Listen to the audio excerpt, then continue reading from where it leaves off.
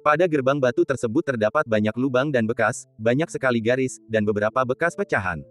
Chen Qingyuan dan yang lainnya berhenti mengumpulkan batu-batu spiritual, semuanya mengamatinya dengan saksama, dan tidak dapat memahami arti dari pola-pola Tao tersebut, tetapi mereka merasa itu sangat misterius. Jiwa mereka terasa melayang, seolah-olah mereka berjalan di atas awan, naik turun. Ada ide. Sambil menatap gerbang batu, Chen Qingyuan berkata dengan gugup. Bagaimana kalau menelitinya? Chang Ziqiu menjadi tertarik, dan ada gejolak aneh di matanya. Ia pasti penuh rasa ingin tahu tentang hal-hal di balik gerbang batu itu, dan ia tak bisa menahannya. Daerah di luar simen penuh dengan batu-batu spiritual, dan ada banyak urat spiritual yang terkubur di bawah tanah. Jadi apakah benda di balik pintu lebih berharga? Burung-burung yang sejenis berkumpul bersama. Sejak Chang Ziqiu dan Chen Qingyuan bersama untuk waktu yang lama, ia menjadi sangat peduli dengan sumber daya batu roh dan hal-hal lainnya, dan telah kehilangan mentalitasnya sebelumnya sebagai pendekar pedang yang riang. Wu Junyan seperti ini, meskipun dia tidak mengatakan apapun di permukaan, matanya mengungkapkan keinginannya akan sumber daya. Mungkin Chen Qingyuan dan Jiu Tu memiliki hubungan khusus, sehingga secara otomatis menghindari risiko. Oleh karena itu, mereka berdua menatap Chen Qingyuan tanpa persetujuan sebelumnya, dan apakah akan menanyakan situasi di balik gerbang batu tergantung pada pendapat Chen Qingyuan. Chang Tua, kau yang memberi saran, lakukanlah. Chen Qingyuan menepuk bahu Chang Ziqiu dan memberinya tatapan menyemangati. Petik 2 petik 2. Mulut Chang Ziqiu berkedut sedikit. Bisakah saya menerima pesan itu? Sebelum Chang Ziqiu sempat membuka mulut untuk menolak, Chen Qingyuan mendorongnya ke arah gerbang batu dengan telapak tangannya yang kuat. Chang Ziqiu tentu saja tidak akan membuat pertahanan apapun terhadap saudara-saudaranya sendiri, dan seperti yang diharapkan, dia berdiri di depan gerbang batu, hanya berjarak 1 meter. Dasar bajingan, dasar jebakan. Chang Ziqiu melirik Chen Qingyuan dan menggertakkan giginya, sungguh malang mengenalmu. Sebagai tanggapan, Chen Qingyuan tersenyum. Lagi pula, kita sudah saling kenal, sudah terlambat untuk menyesal. Jadi, Chang Ziqiu menyingkirkan perasaan jengkelnya dan fokus menatap setiap jejak waktu di gerbang batu. Dalam sekejap, Chang Ziqiu tertarik, dan jiwanya seakan memasuki dunia yang indah, ruang Tao dan Fa, tempat gunung, sungai, dan segala sesuatu diubah oleh hukum dan menjadi luar biasa. Chen Qingyuan punya firasat dalam hatinya bahwa pintu batu ini seharusnya tidak berbahaya. Karena itulah ia mengirim Chang Ziqiu untuk memimpin serangan, karena ia tidak bisa memaksa saudara-saudaranya ke jalan buntu. Seharusnya tidak ada yang membahayakan nyawamu, tetapi aku tidak bisa menjamin apakah akan ada masalah lain. Setelah minum teh, Chang Ziqiu mengangkat tangan kanannya dan perlahan menekannya di gerbang batu. Berdengung. Tiba-tiba, tangan kanan Chang Ziqiu melewati gerbang batu dan tubuhnya mulai ditelan. Chang Tua, melihat ini, wajah Chen Qingyuan tiba-tiba berubah dan dia segera memanggil, ingin Chang Ziqiu berhenti. Namun, Chang Ziqiu tampaknya tidak dapat mendengar suara Chen Qingyuan, dan matanya tertutupi oleh lapisan cahaya keemasan redup. Melihat ada yang tidak beres, Chen Qingyuan datang dan mencoba menarik Chang Ziqiu pergi, tanpa mempedulikan ada bahaya atau tidak. Chen Qingyuan menyentuh lengan Chang Ziqiu, dan kesadarannya seolah tersihir oleh kekuatan tak dikenal. Kemudian, Wu Junyan ingin membantu, tetapi ia tak sanggup. Dengan demikian, ketiga saudara itu akhirnya dilindungi oleh kekuatan hukum gerbang batu. Pemandangan berubah, dan di luar gerbang batu, tidak ada 3 orang kecuali Ling Shi. Entah berapa lama waktu telah berlalu, namun saat Chen Qingyuan membuka matanya, Chang Ziqiu dan Wu Junyan sudah tidak terlihat dimanapun. Di mana ini? Pemandangan di depan mata Anda indah, dengan gunung dan sungai, serta danau yang jernih dan berkilauan. Chen Qingyuan berdiri di tepi danau, dikelilingi pemandangan hijau. Angin sepoi-sepoi bertiup dari samping, membelai lembut rambutnya yang terurai. Sebuah jembatan panjang berwarna merah tua membentang di atas danau, dan di ujung jembatan terdapat paviliun kuno berbentuk persegi. Angin bertiup, menimbulkan riak-riak pada permukaan danau. Chen Qingyuan melirik ke sekelilingnya beberapa kali, tetapi tidak menemukan jejak teman-temannya. Ini adalah tempat yang tidak diketahui, dan Chen Qingyuan tidak tahu apakah ada niat membunuh di sana. Ia merasa gugup dan tidak berani bertindak gegabah. Panggilan, aku berdiri di sana cukup lama, dan tiba-tiba angin sepoi-sepoi bertiup dari belakangku. Di samping suara gemerisik dedaunan yang tertiup angin, terdengar pula suara langkah kaki samar-samar. Dadada, langkah kaki itu relatif lembut, dan saat Chen Qingyuan mendengarnya, kelopak matanya berkedut, rambutnya berdiri tegak, dan tubuhnya secara tidak sadar mengambil posisi bertahan, dengan cahaya misterius yang melindungi tubuhnya. Dengan sedikit rasa ingin tahu dan kewaspadaan, dia bergerak dan berbalik. Setelah melihatnya, tubuh Chen Qingyuan bergetar sedikit. Orang yang mendengar langkah kaki itu adalah seorang perempuan yang mengenakan rok bermotif bunga-bunga bersulam motif perak dan kupu-kupu. Ia bertubuh tinggi dan berambut sepinggang. Halo, Zi. Wanita dengan rok berbunga-bunga itu tersenyum tipis dan membungkuk ketika melihat Chen Qingyuan untuk pertama kalinya. Anda sopan, nona muda. Meskipun dia tidak tahu bagaimana situasinya, Chen Qingyuan tetap membungkuk sopan sebagai balasannya. Kemudian, Chen Qingyuan memberanikan diri menatap wanita di depannya. Bukan tubuh fisik. Chen Qingyuan yakin akan hal ini setelah menontonnya, dan hatinya bergetar. Kemudian, hatinya kembali tenang. Di suatu tempat rahasia di era Tanah Lama, jika roh dengan tubuh daging benar-benar muncul, akan sangat menakutkan untuk dipikirkan. Kemungkinan besar itu adalah kearifan spiritual dari suatu harta karun yang langka. Chen Qingyuan menebak secara diam-diam. Bolehkah saya bertanya, Guru, sudah berapa tahun berlalu di dunia luar? Perempuan bergaun bunga itu seolah tak menyadari kecepatan waktu di dunia luar. Ia hanya tahu bahwa ia telah lama berada di ruang ini. Karena sering tidur, ia tak pernah menghitung waktu dengan tepat. Kalau saya tidak salah, sudah puluhan ribu tahun. Karena merupakan peninggalan zaman dahulu kala, usianya pasti puluhan ribu tahun. Berbicara dengan makhluk purba ini, Chen Qingyuan merasa sangat rumit, mulutnya kering, dan seluruh tubuhnya terasa sedikit tidak nyaman. 10.000 tahun. Mendengar jawaban itu, raut wajah wanita yang berbaju bunga-bunga itu pun berubah sedikit, menjadi agak sedih, kesepian dan terkutuk. Dia menundukkan alisnya sambil berpikir, seakan mengenang masa lalu. Yang mulia Chen Qingyuan, siapa nama Anda, nona muda? Setelah terdiam cukup lama, Chen Qingyuan menatap wanita bergaun bunga tak jauh di depannya dan bertanya dengan suara rendah. Aku tak punya nama, aku hanya roh. Wanita bergaun bunga itu mendongak dan menatap Chen Qingyuan, lalu menggelengkan kepalanya pelan. Roh senjata. Benar saja, itu sama dengan spekulasi Chen Qingyuan. Aku pernah mengikuti Tuhan dalam ekspedisinya melintasi negeri, tetapi kemudian sesuatu terjadi, dan aku terjebak di sini, tidak dapat pergi, dan tanpa tanda-tanda kehadiran Tuhan. Wanita bergaun bunga itu sama sekali tidak waspada terhadap Chen Qingyuan. Ia sangat hormat dan mengatakan yang sebenarnya. Saya begitu berani bertanya, siapa pacar gadis itu? Chen Qingyuan bertanya sambil mengepalkan tangan. Dulu dia dipanggil Su Yunsu, tapi kemudian diusir dari rumah karena bakatnya yang buruk. Dia mengganti namanya menjadi Tai Wei. Wanita yang berpakaian bunga itu berkata dengan serius. Apa? Mendengar ini, Chen Qingyuan berseru kaget, dengan ekspresi wajah yang sangat kaya. Sepanjang sungai sejarah yang panjang, hanya ada kaisar kuno tertinggi yang mendominasi era puluhan ribu tahun lalu, yang bernama Tai Wei. Wanita yang tampak lemah di depannya ternyata adalah kaisar Tai Wei kuno, Ling. Dalam kasus ini, wujud asli wanita itu adalah senjata kekaisaran. Tak heran jika kecerdasan spiritual mampu bertahan hingga jutaan tahun tanpa menjadi abadi, tak seperti para prajurit suci papan atas di zaman dahulu kala, sekuat apapun mereka, pada akhirnya mereka tak mampu menandingi kekuatan waktu, kecerdasan spiritual mereka tak mampu bertahan, dan tubuh mereka pun hancur berkeping-keping.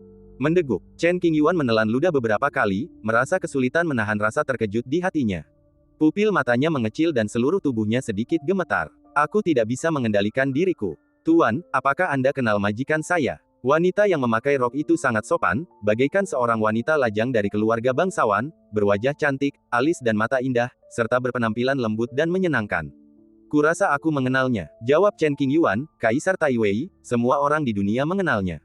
Bahkan orang biasa sepertiku pun pernah mendengar tentangnya. Tuan muda, Anda memiliki jejak karma luar biasa di tubuh Anda. Anda jelas bukan orang biasa. Wanita berok itu tersenyum tipis dan berkata lembut, juga, saya sepertinya merasakan jejak hukum guru, yang tak tertandingi oleh Anda. Ah, Chen Qingyuan tertegun dan tak percaya, Nona, Anda pasti telah melakukan kesalahan. Bagaimana mungkin jejak hukum Kaisar kuno Tai Wei ada hubungannya denganku? Chen Qingyuan awalnya mengira bahwa dia hanya sosok kecil dan mustahil baginya memiliki hubungan apapun dengan Kaisar kuno. Namun, ketika wanita berok itu berkata demikian, Chen Qingyuan tak kuasa menahan diri untuk tidak memikirkan sesuatu. Sejak memasuki negeri lama, ia tak pernah terluka oleh hukum waktu, juga tak pernah menghadapi bahaya apapun. Pada saat yang sama, ketika memasuki lubang yang dalam ini, saya merasa seolah-olah dituntun oleh semacam kekuatan. Mengenai pengalaman terakhirnya saat datang ke Tanah Lama, Chen Qingyuan hanya mengingat beberapa fragmen tentang Kaisar kuno Tai Wei, dan lebih banyak lagi kenangan yang disegel oleh suatu kekuatan yang menakutkan dan tidak dapat diingat untuk sementara waktu. Memikirkan hal ini, hati Chen Qingyuan terus bergetar. Ia menebak dengan berani dan berpikir, mungkinkah aku telah diberkahi oleh Kaisar kuno Tai Wei? Tapi, jika Kaisar benar-benar ingin memberikan restunya, bukankah seharusnya diberikan kepada Wu Tua? Pada pesta 100 meridian tahun itu, pecahan-pecahan pot emas hitam kuno milik Kaisar kuno ditemukan. Banyak penjahat yang memperebutkannya, tetapi sayangnya, Wu Junyan lulus ujian dan mendapatkan pecahan senjata kekaisaran, yang menyatu dengan tubuhnya. Selain itu, Wu Junyan juga mendapatkan kitab suci kuno yang mencatat beberapa pengalaman Kaisar Tai Wei kuno. Semua tanda menunjukkan bahwa Wu Junyan adalah orang yang ditakdirkan untuk Kaisar kuno Taiwei, dan sekarang bukan giliran Chen Qingyuan sama sekali. Aura tuanku, aku tidak akan salah mengenalinya. Alasan mengapa wanita berok itu bersikap begitu sopan kepada Chen Qingyuan justru karena jejak aura hukum Kaisar Taiwei kuno. Mungkin Kaisar kuno merasa kasihan pada Sekte Qing, itulah sebabnya dia melakukan ini. Setelah berpikir panjang, Chen Qingyuan menemukan alasan untuk meyakinkan dirinya sendiri. Tindakan Tuhan memiliki makna yang mendalam. Wanita yang memakai rok itu berkata dengan lembut, "Nona, saya ingin tahu kemana kedua teman saya pergi." Dilihat dari situasinya, wanita yang memakai rok itu tidak akan mempunyai niat buruk terhadap Chen Qingyuan, jadi dia bertanya. "Jangan khawatir, Tuan. Kedua teman Anda baik-baik saja." Wanita yang memakai rok itu menjawab, "Itu bagus." Setelah mendengar ini, Chen Qingyuan akhirnya merasa lega karena dia tidak mati. Angin masih bertiup, dan riak-riak muncul di permukaan danau. "Silakan minggir, Tuan. Saya akan membuatkan Anda teh." Mungkin karena dia telah kesepian selama bertahun-tahun, atau mungkin Chen Qingyuan memiliki ikatan dengan Kaisar kuno Taiwei, itulah sebabnya wanita berok itu memperlakukannya dengan sangat sopan. Beraninya Chen Qingyuan menolak. Ia mengikuti wanita bergaun itu ke paviliun kuno di tepi danau. Setelah duduklah tegak. Melihat wanita berok sedang membuat teh, Chen Qingyuan bertanya ragu-ragu, "Aku ingin tahu senjata apa yang kau gunakan." Jelek sekali. Wanita berok itu tampak muak dengan wujud aslinya. Ia berhenti sejenak, lalu berkata, "Zong." Mendengar suara itu, tubuh Chen Qingyuan sedikit gemetar, dan dia tiba-tiba teringat sesuatu. Di planet terpencil di wilayah selatan, ada lonceng kuno yang tergantung di Istana Kekaisaran, yang merupakan senjata kekaisaran. Tak terhitung banyaknya prajurit yang telah pergi ke wilayah selatan, mencoba segala cara untuk menembus penghalang di sekitar Istana Kekaisaran, tetapi hingga kini, belum ada hasil yang dicapai. Konon, setidaknya 100 prajurit telah gugur di luar Istana Kekaisaran. Gadis di depanku adalah Lingzi, yang ada di lonceng kuno di Istana Kekaisaran. Memikirkan hal ini, tenggorokan Chen Qingyuan berguling lagi, dan emosinya berfluktuasi besar dan tidak bisa ditekan. Inilah semangat prajurit kaisar. Bahkan setelah puluhan ribu tahun, ia masih memiliki kekuatan ilahi yang luar biasa dan tak terduga. Sementara itu, wanita muda yang telah berubah dari roh prajurit kekaisaran itu sedang menyeduh teh untuk Chen Qingyuan dengan saksama. Ini keterlaluan. Di masa lalu, Chen Qingyuan bahkan tidak berani memikirkannya. Sebuah pertanyaan tanpa sadar muncul di benak saya. Jika itu adalah kebijaksanaan spiritual para prajurit kekaisaran, mengapa disegel di tempat rahasia di tanah kuno ini? Apa yang terjadi puluhan ribu tahun yang lalu? "Tuan, ini teh." Wanita berok bunga membawakan secangkir teh untuk Chen Qingyuan. "Terima kasih, Nona muda." Chen Qingyuan merasa tersanjung. "Anda terlalu sopan, Tuan." Wanita bergaun bunga itu tersenyum tipis. "Saya sudah bertahun-tahun tidak membuat teh, jadi rasanya agak asing. Jangan salahkan saya kalau rasanya kurang enak." Gadis itu telah berbicara. "Beraninya aku menyalahkanmu. Bahkan jika ini adalah hal yang paling tidak enak di planet ini, Chen Qingyuan harus bertindak seolah-olah dia telah mencicipi sesuatu yang lezat. Jangan pernah berpikir bahwa prajurit kaisar sangat lembut, karena mereka mungkin akan mengubah sikapnya di saat berikutnya. Demi keselamatan Anda sendiri, Anda harus berhati-hati dalam perkataan dan perbuatan Anda." Di bawah tatapan wanita bergaun bunga, Chen Qingyuan menggertakkan gigi dan menyesap teh. "Saat bibirku menyentuh teh, hatiku yang tegang entah kenapa terasa rileks. Aku tak lagi gelisah dan gugup seperti sebelumnya, dan perlahan-lahan menjadi tenang." "Teh." Chen Qingyuan memuji, "Terima kasih, Nona muda. Jika Anda menyukainya, silakan." Wanita yang mengenakan gaun berbunga-bunga itu dapat mengetahui bahwa Chen Qingyuan sedang gugup, jadi dia sengaja menyeduh secangkir teh yang dapat membantunya menenangkan diri. "Maaf, mengapa Anda ada di sini, Nona muda?" "Tidak lagi gugup?" tanya Chen Qingyuan. "Pikiranku agak terganggu, jadi aku tidak ingat dengan jelas. Aku hanya tahu bahwa perang besar terjadi tahun itu, dan Tuhan memintaku untuk menjaga tempat ini. Setelah masalah ini selesai, aku akan datang menemui diriku sendiri." Wanita dalam gaun berbunga-bunga bercerita tentang masa lalu, dengan tatapan kesepian di matanya.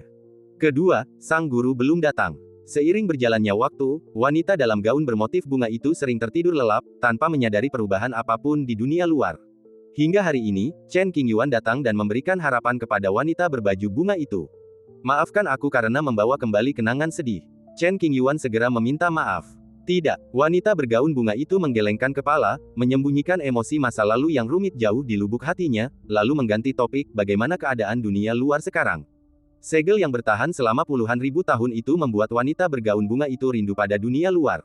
"Jika kamu bersedia mendengarkan, aku akan memberitahumu perlahan." Untuk periode waktu berikutnya, Chen Qingyuan menjelaskan situasi terkini di dunia satu persatu, menyebutkan istilah-istilah seperti zaman kuno, dan menjelaskannya. Setelah beberapa jam, wanita dengan rok berbunga-bunga itu memahami situasi umum, mengangguk perlahan, lalu berdiri dan memberi hormat untuk mengungkapkan rasa terima kasihnya kepada Chen Qingyuan. Chen Qingyuan sedikit takut dan berdiri untuk membalas salam. Gadis, jangan lakukan ini, aku tidak tahan. Roh senjata kekaisaran berada di alam rahasia kuno Tanah Lama, tetapi tubuhnya berada di istana kekaisaran di wilayah selatan. Apa yang sedang terjadi? Sejuta tahun yang lalu, setelah pertempuran besar, Kaisar kuno Taiwei sudah tua dan tidak lagi memiliki kekuatan tempur seperti di masa jayanya, jadi ia hanya bisa menggunakan jalan terakhir ini. Tubuh sang kaisar menjaga jembatan suci yang rusak, sementara roh senjata sang kaisar menjaga Tanah Lama, menunggu waktu yang tepat untuk menyatu dengan tubuh dan memulihkan kekuatan senjata sang kaisar. Kaisar Taiwei kuno memiliki dua senjata kekaisaran terhebat, lonceng kuno dan periuk kuno emas hitam. Pertempuran berlangsung sengit, dan pot emas hitam kuno itu langsung pecah berkeping-keping. Kecerdasan spiritualnya runtuh, dan tidak diketahui apakah bisa diperbaiki. Dalam situasi ini, Kaisar kuno Taiwei harus mempertahankan beberapa cara untuk memisahkan kecerdasan spiritual dari lonceng kuno. Adapun mengapa roh senjata kekaisaran disegel di sini, Kaisar kuno pasti memiliki makna yang lebih dalam. Jangan terlalu formal, santai saja. Wanita yang memakai rok itu bicaranya lembut dan halus, seperti saudara tetangga, lemah lembut, baik hati, perhatian dan penuh pertimbangan. Apa lagi yang ingin Anda ketahui, nona muda? Namun, Chen Qingyuan tidak cukup beruntung untuk menikmatinya dan tidak bisa benar-benar bebas. Belum, perempuan berok itu memiliki gambaran umum tentang dunia luar, dan meratapi bagaimana segala sesuatu dan orang-orang telah berubah. Masih ada satu hal yang ingin ku minta bantuanmu. Nona muda, silakan bicara. Chen Qingyuan tanpa sadar mengencangkan tangannya dan menatap lurus ke depan. Ada sedikit aura guru pada anak itu. Kurasa itu bukan kebetulan, pasti itu sinyal dari guru. Jadi, aku ingin mengikuti anak itu dan pergi dari sini, ke dunia luar. Jutaan tahun yang lalu, Kaisar Taiwei kuno menyegel roh senjata kekaisarannya di sini, berjanji untuk kembali menemukannya. Sayangnya, kebrutalan perang jauh melampaui imajinasi Kaisar kuno, dan dimulailah era tanpa Kaisar. Menurut pemahaman roh senjata kekaisaran terhadap Kaisar kuno Taiwei, hembusan udara ini pasti memiliki makna yang dalam dan tidak akan muncul secara tiba-tiba. Oleh karena itu, wanita yang memakai rok itu ingin meninggalkan tempat ini, melihat dunia seperti ini, menemukan tubuhnya, dan bahkan mencari jejak tuannya. Gadis itu sudah terperangkap di sini begitu lama, dan aku tidak punya kemampuan untuk membawanya pergi. Ada segel hukum khusus di sini, yang tidak dapat dilanggar oleh Chen Qingyuan. Coba saja dan Anda akan tahu. Wanita yang memakai rok itu tersenyum samar. Bagaimana cara mencobanya? Chen Qingyuan mendapat firasat buruk dan hatinya bergetar. Silakan ikuti aku, nak. Coba periksa apakah pemuda di depanmu ini ada hubungan darah dengan tuannya. Jadi, wanita berok itu berjalan di depan, dan Chen Qingyuan mengikutinya dari dekat. Keduanya melangkah ke permukaan danau, dan ketukan ringan jari kaki mereka menciptakan lingkaran yang menyebar ke segala arah, menciptakan riak-riak. Di ujung danau terdapat gunung hijau yang sangat tinggi. Gemerincing, air terjun di Gunung Qingshan memiliki suara yang memekakkan telinga. Di sisi kiri air terjun, terdapat banyak batu. Perempuan berok itu melayang ke udara dan berdiri di atas batu besar, menghadap gunung hijau. Di depannya terdapat pola melingkar dengan pola-pola rumit, mungkin tanda dari semacam sihir Tao. Tolong bekerja sama denganku, Xiao Zi. Wanita berok itu menoleh dan melirik ke arah Chen Qingyuan, berbicara dengan lembut dan sopan. Hei, Chen Qingyuan berdiri berdampingan dengan wanita berok itu, merasa sedikit gelisah, berdoa agar tidak ada bahaya. Jelas, ia masih tampak tenang dan bertanya dengan lembut, bagaimana aku harus bekerja sama? Raih dan tekanlah. Wanita berok itu memandangi pola-pola pada dinding batu, pandangan mata yang dipenuhi harapan dan kegelisahan tampak jelas di kedalaman matanya. Dia ingin sekali meninggalkan tempat ini dan pergi ke alam baka, tetapi dia juga takut kalau Chen Qingyuan tidak datang atas kehendak Tuhan, yang hanya akan menambah kesedihannya. Mengikuti apa yang dikatakan wanita berok itu, Chen Qingyuan perlahan meletakkan tangan kirinya di dinding batu, menahan napas dan berkonsentrasi, bersiap menghadapi skenario terburuk, yakni nafsu birahi yang meledak-ledak. Dia bertahan di dinding batu itu selama beberapa saat, tetapi tidak terjadi apa-apa. Apakah tebakanku salah? Mata perempuan berok itu tampak meredup selama beberapa detik, dan ia bahkan mulai berpikir liar. Mungkinkah para dewa telah melupakanku, membiarkanku terkubur di sini oleh waktu dan akhirnya lenyap? Tepat saat wanita berok itu semakin sedih, pola-pola Tao di dinding batu mulai memancarkan cahaya redup. Pada saat yang sama, Chen Qingyuan menemukan tangan kirinya terjepit erat dan tidak bisa ditarik. Situasinya berubah, dan mata wanita yang mengenakan rok itu tiba-tiba berubah, dengan kegembiraan dan kegembiraan muncul di wajahnya. Merayu, pola Dao pada dinding batu tampak terbangun dari tidur nyenyak dan mulai bergerak. Secara perlahan, pola Dao akhirnya berbentuk lukisan kuno. Ledakan. Segera setelah itu, gunung hijau itu mulai bergetar. Chen Qingyuan menemukan bahwa dia dapat menarik tangan kirinya dan dengan cepat mundur ke belakang. Terlihat dengan mata telanjang bahwa gunung hijau setinggi ribuan meter itu runtuh. Gunung hijau itu runtuh, dan sebuah pintu batu hijau berdiri tergantung di udara. Membuka pintu ini seharusnya mengarah ke dunia luar. Benar saja, sudah selesai. Wanita berok itu menatap gerbang batu di kehampaan, tubuhnya sedikit gemetar dan ekspresinya dipenuhi kegembiraan. $1 juta. Dia akhirnya bisa meninggalkan tempat yang tenang ini dan melihat dunia yang makmur, tidak ingin lagi menanggung kesendirian. Chen Qingyuan menoleh untuk melihat wanita berok itu dan menemukan air mata di matanya. Meskipun wanita dalam rok itu hanyalah roh dari senjata kekaisaran dan tidak memiliki tubuh fisik yang nyata, dia memiliki emosi roh dan tidak sebanding dengan roh biasa di dunia fana. Kalau kamu tidak keberatan, biarkan aku pergi bersamamu. Setelah menenangkan dirinya, wanita berok itu menghadap Chen Qingyuan dan membungkuk untuk meminta bantuannya. Karena orang di depannya adalah pilihan Kaisar Taiwei kuno, wanita berok itu tidak akan memiliki keraguan. Apakah ini baik-baik saja? Chen Qingyuan tidak tahu apakah harus menerima atau menolak. Tenang saja, Tuan. Aku tidak akan merepotkanmu. Wanita berok itu berkata, kebijaksanaan spiritualku bisa disimpan dalam senjata apapun. Karena sudah begini, Chen Qingyuan hanya bisa mengangguk setuju. Semoga ini bukan hal buruk. Membawa intelijen senjata kekaisaran tampaknya cukup bagus. Maaf, Nona muda, kalau suatu saat saya dalam bahaya, bolehkah saya meminta bantuan Anda? Ada beberapa hal yang perlu dikatakan Chen Qingyuan sebelumnya. Tentu saja bisa. Merupakan suatu kehormatan bagi saya untuk membantu Anda, Guru. Wanita berok itu memberi hormat kepada Chen Qingyuan dengan membungkuk setinggi 10 kaki dan tersenyum menawan.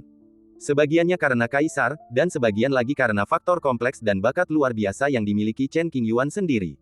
Mendengar ini, Chen Qingyuan tersenyum. Senyumnya membuatku merasa rileks. Tidak masalah jika kamu bergaul denganku, yang penting aku bisa membantu.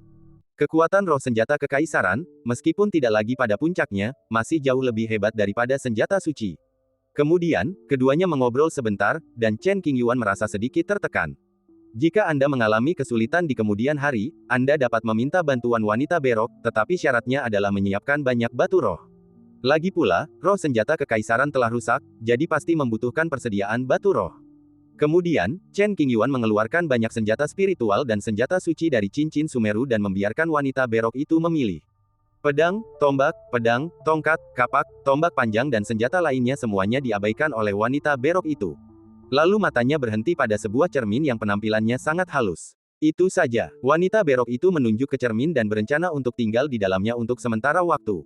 Cerminnya berwarna biru muda dan memiliki bentuk keseluruhan oval. Di antara tumpukan senjata, dia memilih yang terburuk. Cermin ini paling-paling merupakan cermin spiritual tingkat pemula, yang hanya mengandung sedikit makna spiritual. Gadis yang memakai rok bermotif bunga hanya peduli dengan tampilan pakaiannya yang bagus dan tidak memiliki persyaratan apapun mengenai kualitas. Seperti kata gadis itu, Chen Qingyuan mengambil kembali senjata lainnya dan hanya meninggalkan cermin ajaib ini yang mengambang di depannya. Chen Qingyuan tampaknya mengetahui sedikit tentang preferensi roh senjata kaisar. Jangan jelek, kamu harus cantik. Aku akan membutuhkan perhatianmu di masa depan, jadi tak perlu bersikap sopan. Wanita bergaun bunga itu berpikir sejenak, lalu menatap cermin roh dan berkata lembut, Xiao Jing, bagaimana kalau kau beri nama?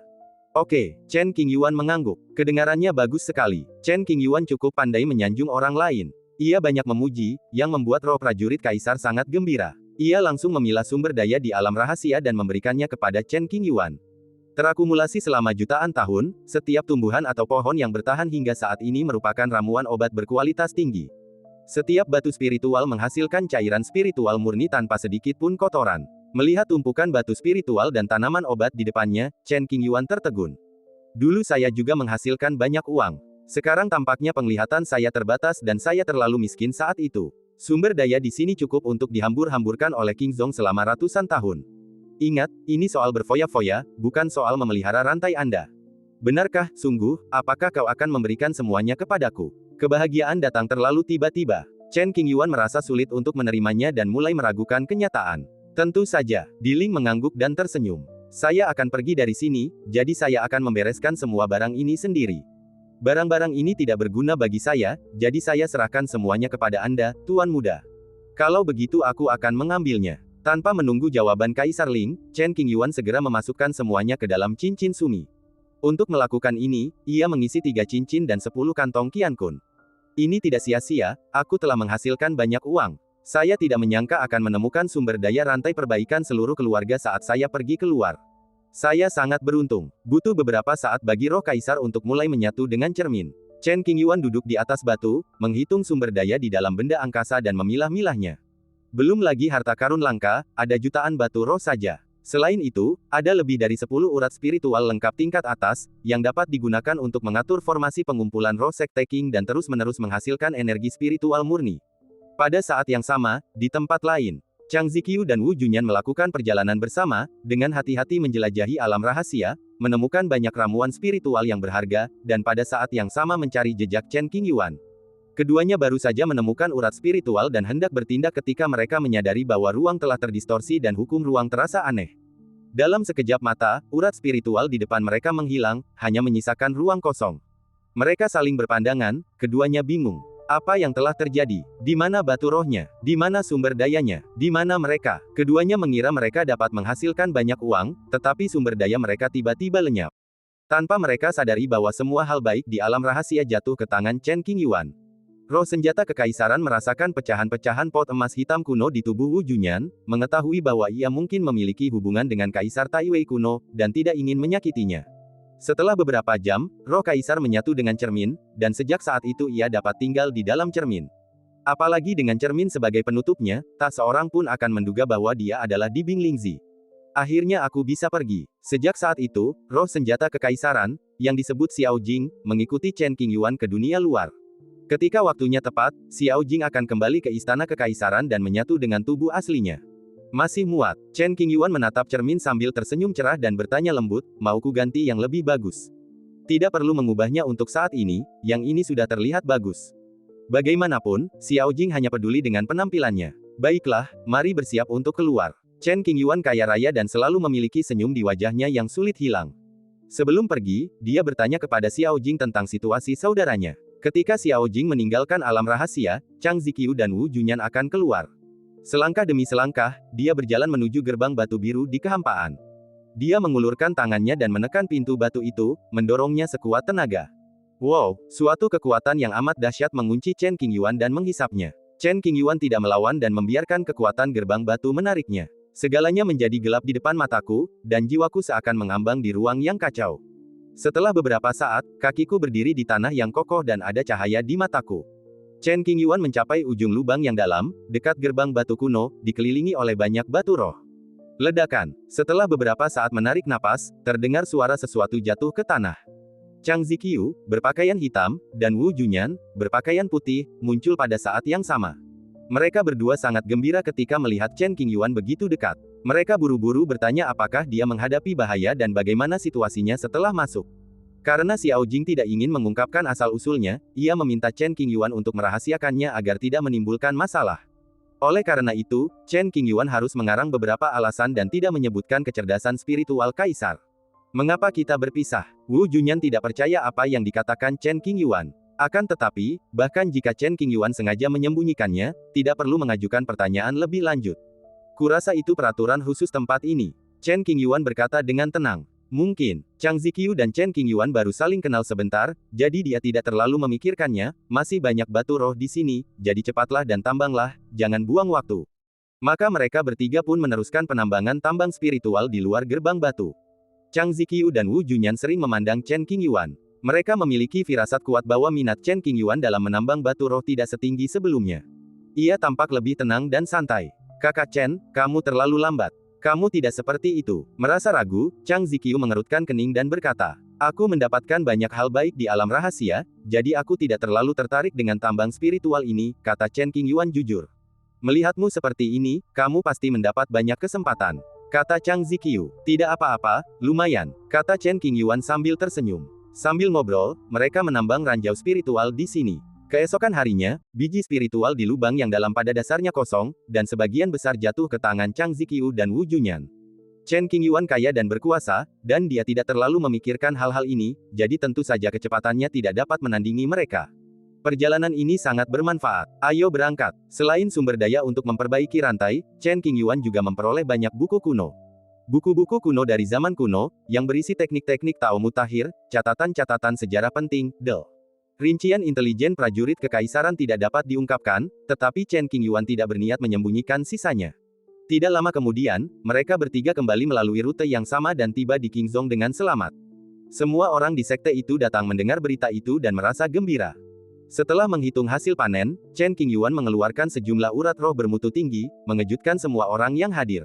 Saudara Chen, apakah yang kamu katakan itu baik-baik saja? Tiba-tiba, Chang Ziqiu teringat pada kejadian belum lama ini, dan jawabannya ketika dia bertanya pada Chen Qingyuan berapa banyak yang telah dia peroleh. Tidak apa-apa, vena-vena spiritual ini cukup untuk membentuk formasi pengumpulan spiritual yang besar, jadi semua orang di Sekte Qing tidak perlu khawatir tentang energi spiritual untuk kultivasi.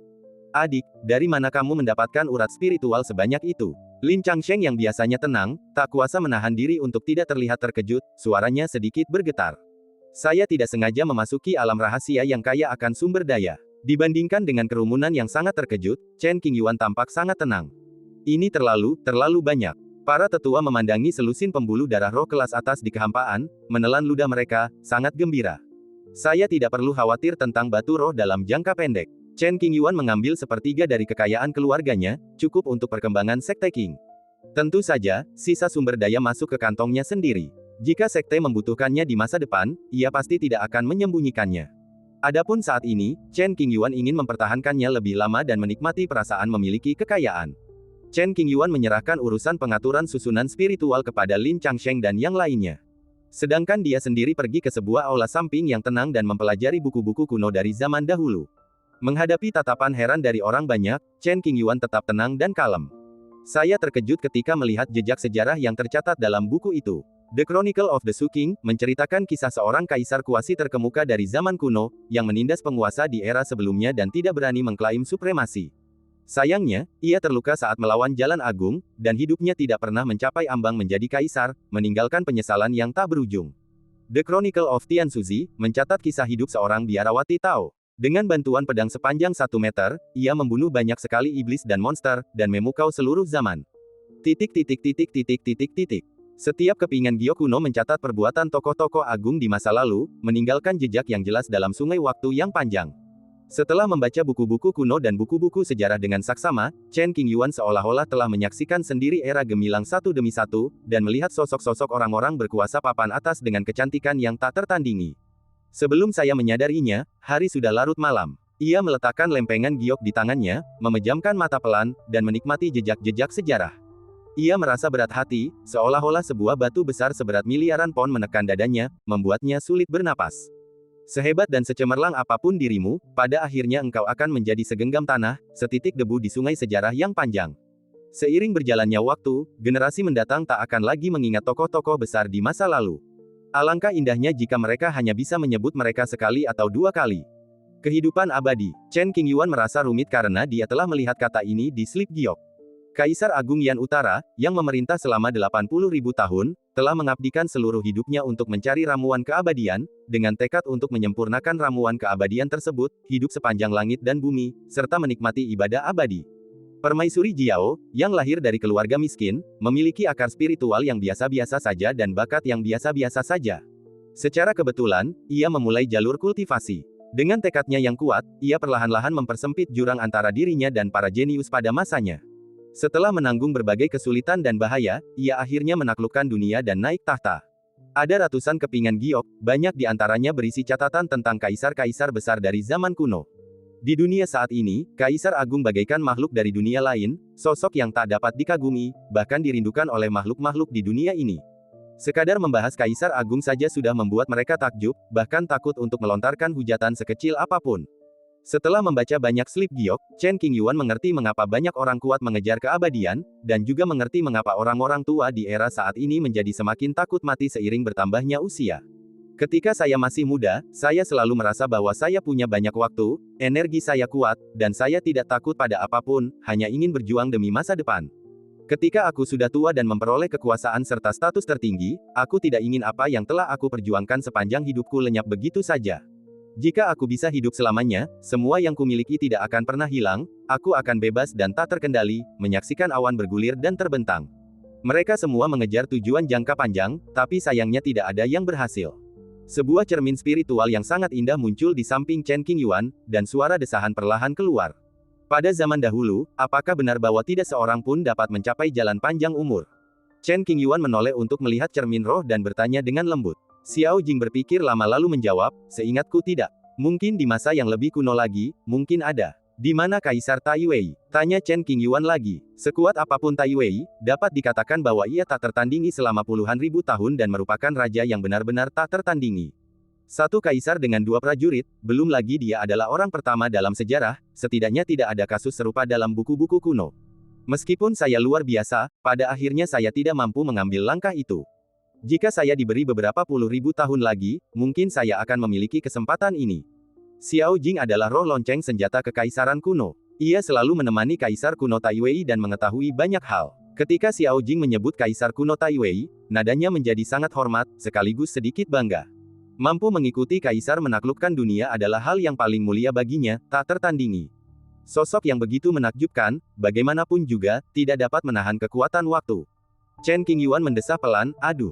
Suasana di kuil menjadi agak suram dan sangat sunyi. Setelah beberapa saat, Chen Qingyuan mengganti topik pembicaraan, apakah kamu tahu apa itu hukum waktu di Tanah Lama? Aku tahu. Xiao Jing sangat paham tentang hal ini dan bahkan ikut serta. Saat itu, Kaisar menyapu Tiongkok, tak tertandingi di dunia. Mungkin karena kesepian, mungkin karena keinginan untuk mencari jalan yang lebih tinggi.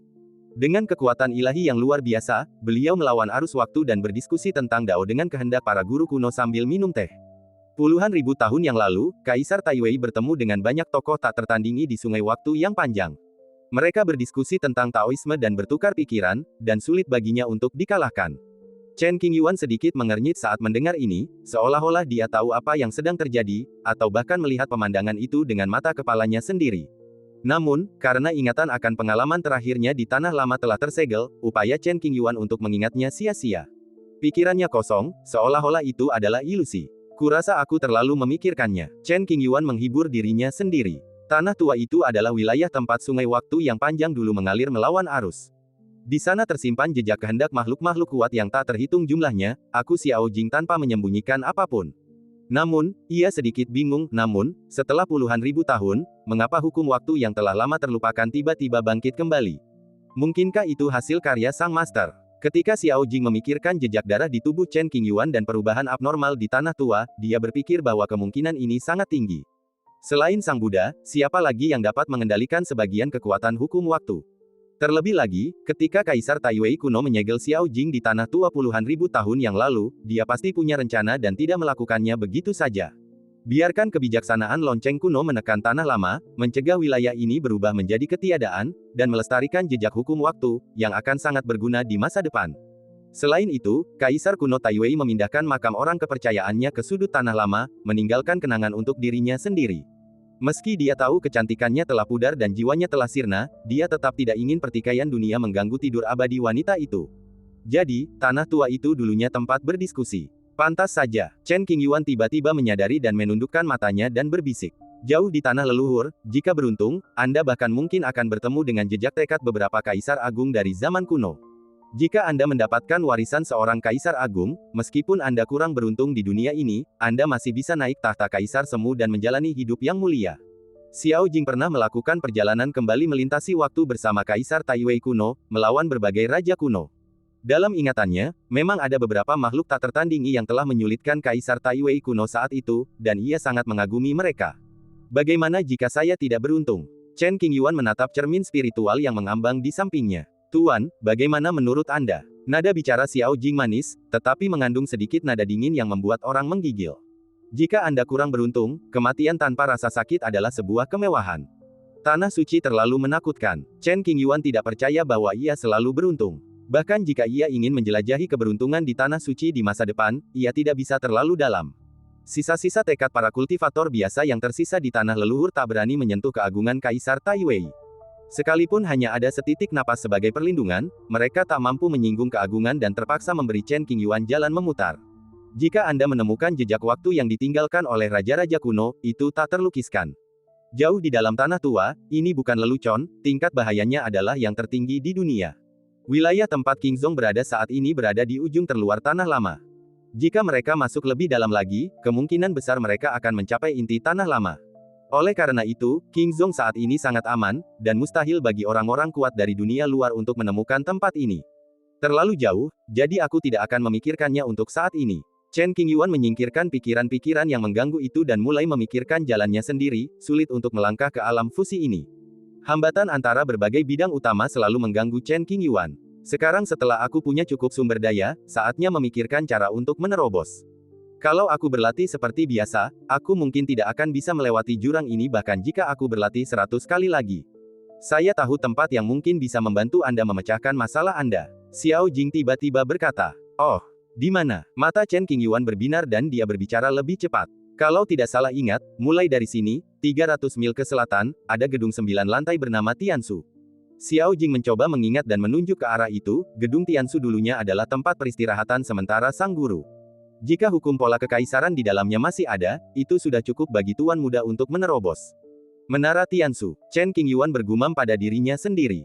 Begitu pembatasan menara Tianshu diaktifkan, jika Anda tidak mencapai puncaknya, Anda tidak akan pernah bisa pergi, dan Anda bahkan mungkin berisiko binasa. Mohon pertimbangkan apakah akan pergi atau tidak. Xiao Jing menjelaskan bahaya menara Tianshu dan berharap Chen Qingyuan tidak mengambil keputusan tergesa-gesa dan harus berpikir 2 kali sebelum bertindak. Bagaimana situasi spesifiknya? Chen Qingyuan ingin tahu lebih banyak tentang menara Tianshu. Jadi, Xiao Jing mulai menjawab. Menara Tianshu memiliki total 9 lantai. Menara ini bagaikan ruang yang kacau dan dipenuhi dengan hukum waktu yang istimewa. Dengan melangkah ke dalamnya dan mengaktifkan batasannya, seseorang kemudian dapat memilih lawan yang paling cocok dari sungai waktu yang panjang, yang semuanya tak terkalahkan di alam yang sama, untuk mengasah diri. Jurus ini hanya cocok untuk penjahat sejati yang tak tertandingi. Kalau orang biasa melakukannya, pasti mati. Sebelum Kaisar Taiwei membalikkan waktu, ia membangun menara Tianshu. Salah satu alasannya adalah untuk menyediakan tempat tinggal, dan yang lainnya adalah untuk memeriksa apakah ada kesalahan dalam kekuatan magis kaisar, agar dapat menghindari masalah di sungai waktu yang panjang. Setiap kali Anda menang, Anda dapat naik level dan menghadapi lawan yang lebih kuat. Bila mana seseorang dapat mencapai puncak, berarti tingkatan orang yang memanjat gedung tersebut saat ini telah mencapai kesempurnaan dan batasnya, dan ia pasti dapat menerobosnya. Pikirkan baik-baik, Tuan. Xiao Jing menjelaskan semuanya satu persatu dan memperingatkan. Baiklah, mari kita lihat lagi. Mendengarkan cerita Xiao Jing, Chen Qingyuan memiliki pemahaman umum tentang situasi di Menara Tianshu, jadi dia tidak berani mencobanya dengan gegabah. Meskipun dia tahu bahwa dia bukan seorang kultivator biasa, dia agak bersemangat untuk bersaing dengan puluhan ribu monster di alam yang sama, tetapi juga sedikit gugup. Menurut Xiao Jing, Menara Tianshu dibangun oleh Kaisar kuno Taiwei. Jika Chen Qingyuan terjebak, bahkan Xiao Jing pun tidak akan mampu menolongnya dan ia harus mengandalkan dirinya sendiri. Keesokan harinya, Chen Qingyuan pergi ke kediaman dokter hantu. Begitu memasuki rumah, Chen Qingyuan mengeluarkan berbagai tanaman obat langka, jumlahnya mencapai puluhan ribu. Obat-obatan spiritual berkualitas tinggi ini sangat langka bahkan di negara kekaisaran dan persediaannya terbatas. Apa yang kau lakukan? Dokter hantu itu menatap ramuan yang tertumpuk di depannya dengan ekspresi terkejut. Semuanya demi adikku. Tidak ada gunanya bagi Chen Qingyuan untuk memiliki begitu banyak obat-obatan yang berharga, jadi sebaiknya ia memberikannya kepada saudari dokter hantu itu.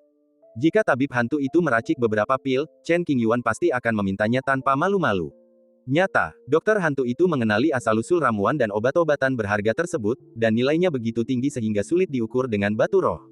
Beberapa di antaranya hanya tercatat dalam buku-buku kuno, dan ini pertama kalinya saya melihatnya. Tentu saja, Chen Qingyuan tersenyum tipis dan berkata, menyerahkannya pada adikku akan membuat ramuan ini bekerja lebih baik. Kalau begitu aku akan mengambilnya. Dokter hantu itu tampak tidak sopan. Ia menatap Chen Qingyuan dengan tatapan yang lebih lembut, dan juga sedikit rasa terima kasih, ketika aku menyempurnakan ramuan terbaik, aku pasti akan menyimpannya untukmu. Baiklah, aku akan menunggu. Chen Qingyuan menantikan ramuan dokter hantu itu. Setelah mengobrol sebentar, dokter hantu itu tidak punya waktu untuk memperhatikan Chen Qingyuan. Ia ingin mempelajari ramuan obat kelas atas ini dengan saksama, jadi ia langsung mengusir Chen Qingyuan keluar pintu untuk mencari ketenangan. Chen Qingyuan, berdiri di luar pintu, tampak sedikit acak-acakan. Dia bertingkah seperti kakak yang baik tadi, tetapi dalam sekejap mata dia tidak mengenali siapapun. Dengan senyum kecut, Chen Qingyuan memutuskan untuk kembali ke kediamannya dan berlatih kultivasi dalam pengasingan. Setelah puluhan hari kerja keras, susunan pengumpul roh yang sangat unggul telah selesai, meliputi seluruh bintang. Dengan cara ini, para pengikut Sekte Qing dapat bepergian ke seluruh penjuru bintang untuk sedikit meregangkan otot-otot mereka, tanpa terjebak di sekte tersebut dalam waktu lama. Rangkaian pengumpul roh mulai beroperasi, dan energi spiritual bahkan lebih kaya daripada yang ada di daerah makmur di negara kekaisaran. Semua orang di Sekte Qing tahu mereka akan menghadapi banyak tantangan di masa depan, jadi mereka fokus mengembangkan kultivasi mereka dan menolak diganggu. Mereka ingin bekerja keras dan mengubah nasib mereka dengan tangan mereka sendiri. Untuk sekte sebesar itu, kita tidak bisa membiarkan Chen Qingyuan menanggung tanggung jawab sendirian. Baik orang tua maupun murid, mereka semua bekerja keras untuk mengembangkan diri, dan suasananya sangat baik. Sayangnya, gagal lagi. Di ruang rahasia yang luas, Chen Qingyuan duduk bersila di kehampaan, dikelilingi batu-batu spiritual berharga. Ia membuka matanya, mendesah pelan, dan secerca ketidakberdayaan muncul di matanya. Selama hari-hari pengasingannya ini, Chen Qingyuan gagal beberapa kali. Setiap kali dia merasa hendak mengatasi suatu hambatan, dia ditarik kembali oleh kekuatan dasar dalam tubuhnya. Hampir selalu ada jarak yang sangat kecil di antara keduanya. Tampaknya hanya selangkah lagi, tetapi sesungguhnya sangat jauh. Apakah kita benar-benar akan pergi ke Menara Tianshu yang disebutkan Nona Xiaojing? Chen Qingyuan memiliki rasa kagum terhadap Menara Tianshu dan tidak mau menyentuhnya dengan mudah. Sekarang nampaknya, tanpa bantuan eksternal, mustahil untuk menembus penghalang alam hanya dengan menyendiri. Ayo keluar dan lihat. Mundur tidak ada gunanya, kita harus mencari cara lain. Chen Qingyuan keluar dari kurungan dan berencana untuk mengucapkan selamat tinggal kepada semua orang dan pergi sendiri. Di aula utama Qingzong, semua orang merasa gelisah ketika mendengar Chen Qingyuan akan keluar lagi. Chen Qingyuan mengatakan sesuatu, mengatakan bahwa dia pasti tidak akan muncul dan semua orang tidak perlu khawatir. Setelah kejadian-kejadian sebelumnya, meskipun Lin Changsheng dan yang lainnya tahu bahwa Chen Qingyuan tidak akan terpengaruh oleh hukum di negeri lama, mereka tetap mengingatkannya berulang kali untuk memperhatikan keselamatannya sendiri. Wu Junyan dan yang lainnya ingin menemaninya, tetapi ditolak dengan sopan oleh Chen Qingyuan. Meninggalkan Qingzong, berjalan sendirian. Berjalan di tengah kabut merah tebal, dia mengikuti arah yang dikatakan Xiaojing. 300 mil ke selatan, Chen Qingyuan ingat bahwa dia telah menjelajahi daerah itu sebelumnya dan tidak menemukan gedung tinggi atau struktur lainnya. Menara Tianshu memiliki batasan khusus yang perlu dibuka sebelum dapat diungkapkan. Suara Xiaojing datang dan menghilangkan kebingungan Chen Qingyuan. Jadi begitu, Chen Qingyuan mengerti, tidak lagi merasa gelisah, dan sedikit mempercepat langkahnya. Perjalanan sejauh 300 mil akan selesai dalam waktu singkat. Berhenti dan lihatlah sekeliling. Kabut merah menutupi setiap jengkal tanah, menghalangi pandangan. 100 langkah ke kiri, 50 langkah maju lagi. Xiaojing memberi instruksi. Bagus. Mengikuti arahan Xiaojing, Chen Qingyuan melihat sebuah bukit kecil yang dikelilingi pepohonan kosong. Bukitnya tidak tinggi, hanya beberapa puluh meter, gundul dan terlihat sekilas. Cermin spiritual muncul dengan sendirinya dan melayang ke puncak bukit. Xiaojing berubah menjadi wujud manusia, dengan rok panjang yang berkibar dan tatapan dingin. Menggigit, Xiaojing mengarahkan jarinya, dan cahaya misterius muncul dari ujung jarinya dan mendarat di puncak bukit. Segera setelah itu, bukit itu berubah, dan aliran cahaya hukum yang tak terhitung jumlahnya muncul. Kabut merah di sekitarnya tampak didorong oleh suatu kekuatan dan dengan cepat menghilang. Dapat dilihat dengan mata telanjang bahwa tidak ada kabut dalam radius puluhan mil, dan pemandangannya luas dan tidak lagi menyesakan. Ledakan. Bukit itu runtuh, memperlihatkan jurang tak berdasar. Tanah bergetar, dan retakan menyebar dari lubang ke area di sekitarnya, membentuk jurang yang sangat besar. Kemudian, sebuah istana kuno perlahan bangkit dari jurang. Bangunan itu tingginya 9 lantai, dengan setiap lantai memiliki batasnya sendiri, dan jarak antar lantai sangat berjauhan. Jika dilihat dari atas, tampaklah gunung yang menjulang tinggi di antara awan, tanpa terlihat ujungnya. Menara Tianshu berwarna emas gelap dan berbentuk persegi. Terdapat kabut putih tipis di dinding. Dari waktu ke waktu, hukum waktu yang istimewa muncul. Napas kuno menyerbu Chen Qingyuan, membuat jiwanya bergetar dan tatapannya semakin serius. Sebuah pintu istana gelap tak jauh dari Chen Qingyuan, tertutup rapat, dan tampak kokoh. Xiao Jing melangkah maju untuk memeriksa kondisi Menara Tianshu. Ia mendongak dengan sedikit kegembiraan di matanya, "Tuan, Menara Tianshu masih berfungsi normal." Jadi begitu, Chen Qingyuan menenangkan hatinya yang sedikit gelisah, tatapannya tegas. "Tuan, apakah Anda siap?" Sebagai seorang prajurit kekaisaran yang cerdas, Xiao Jing secara alami tahu cara mengaktifkan Menara Tianshu. Ya, Chen Qingyuan harus menerobos kemacetan secepat mungkin dan pergi ke hulu. Waktu tidak menunggu siapapun. Hanya ketika kekuatan diri sendiri mencapai tingkat tertentu, seseorang dapat melindungi orang-orang yang disayanginya dan tidak lagi diganggu. Membuka. Setelah bertukar pandang dengan Chen Qingyuan, Xiao Jing memahami tekadnya, menggunakan sihirnya untuk membuka segel, lalu menepuk pintu yang tertutup itu dengan satu telapak tangannya. Ledakan. Cahaya misterius sihir beriak di atas gerbang raksasa, seperti riak air. Terdengar suara yang dalam, dan pintu besar itu perlahan terbuka. Berdiri di luar, saya melihat ke dalam pintu. Kabut tebal menyelimuti saya dan saya tidak bisa melihat apapun dengan jelas. Patah. Chen Qingyuan mengepalkan tangannya, mengerutkan bibir, dan berjalan menuju Menara Tianshu. Menyaksikan Chen Qingyuan melangkah ke menara Tiansu dengan mata kepalanya sendiri, Xiao Jing tetap diam dan berdoa secara diam-diam, berharap Chen Qingyuan bisa keluar. Menara Tiansu adalah hasil karya Kaisar Taiwei kuno. Bahkan arwah para prajurit Kaisar pun tidak dapat mengganggu operasional internal Menara Tiansu. Apakah dia dapat mencapai puncak dan menerobos alam sepenuhnya bergantung pada perilaku Chen Qingyuan sendiri. Dengan suara klang, saat Chen Qingyuan melangkah masuk, pintu besar di belakangnya tertutup rapat. Ketika berada di dunia luar, Chen Qingyuan hanya merasakan menara Tiansu tingginya 10 kaki, seperti gunung raksasa, sangat megah. Setelah memasuki menara Tiansu, rasanya seperti dunia yang indah. Pintu besar di belakangku perlahan menghilang, dan ruang itu tak berbatas. Kabut melayang di setiap sudut, kadang-kadang ada hukum aliran, dan kemudian menghilang dalam sekejap. Kekuatan hukum waktu, terjalin dengan pola kekaisaran, membentuk ruang kacau ini, melampaui dunia biasa dan tidak dikenali oleh makhluk-makhluk agung. Tindakan kaisar kuno tidak memerlukan persetujuan kehendak yang maha agung, dan dia masih bisa mendapatkan pijakan di dunia ini dan belum runtuh sampai hari ini. Berdengung, secercah hukum melewati sisi Chen Qingyuan, dan sehelai rambutnya rontok dan ditelan oleh kekuatan waktu. Setelah beberapa saat, kabut di depan berangsur-angsur menipis. Chen Qingyuan menyipitkan matanya sedikit dan menatap lurus ke depan. Sosok yang samar-samar muncul di hadapannya, tak jauh darinya. Kekuatan hukum waktu yang tersisa di Menara Tiansu memproyeksikan kehendak seorang pahlawan kuno, yang berada pada tingkat kultivasi yang sama dengan Chen Qingyuan, di puncak tahap transformasi roh. Dia mengenakan jubah ungu, rambut hitam, alis tebal dan mata berbinar, dan memiliki penampilan yang tampan. Hukum waktu hanya mereproduksi kekuatan bertarung orang hebat di masa lalu, tanpa fluktuasi emosional apapun. Sosok pemuda berpakaian ungu itu mengeras menjadi entitas padat, matanya kosong dan tanpa cahaya apapun. Sebuah pedang berbentuk bulan sabit tergantung di sisinya, memancarkan aura dingin. Cahaya dingin pedang itu mengunci Chen Qingyuan, bagaikan ular berbisa yang menjulurkan lidahnya, siap menyerang. Chen Qingyuan tidak berani gegabah. Sebuah pedang tiba-tiba muncul dan ia menggenggamnya erat di tangan kanannya. Pedang bintang 7 adalah pedang terkuat di Akademi Yi. Chen Qingyuan tidak dapat mengenali musuh di hadapannya, tetapi dia yakin bahwa pemuda berjubah ungu itu sangat kuat, bahkan lebih mengerikan daripada banyak iblis papan atas saat itu. Dentang, pedang berdenting dan pedang bersiul saat kedua pria itu menyerang hampir bersamaan, membuatnya sulit untuk membedakan mana yang datang lebih dulu. Pemuda berpakaian ungu itu melayangkan pukulan, dan pedang berbentuk bulan sabit di sisinya juga meledak dengan kekuatan yang sangat mengerikan, menyebabkan suhu turun tajam dan embun beku menutupi tanah. Pedang Jue berdentang, kilatan cahaya pedang menyambar, dan bertabrakan dengan pedang bulan sabit, menghancurkan ruang tempat pertempuran berlangsung. Akibat tabrakan antara kedua belah pihak, cahaya dan bayangan pedang di kehampaan terdistorsi. Chen Qingyuan memperhatikan pukulan menyerang dari pemuda berpakaian ungu itu, dan membentuk segel dengan tangan kirinya, memadatkan segel 8 diagram di dadanya. Ledakan. Pukulan itu begitu kuat sehingga memaksa Chen Qingyuan mundur beberapa langkah, dan penghalang pelindung yang terbentuk di depannya tiba-tiba menunjukkan beberapa retakan. Untungnya, Chen Qingyuan menjentikkan pedang yang dipegangnya erat di tangan kanannya, memaksa pedang berbentuk bulan sabit itu mundur.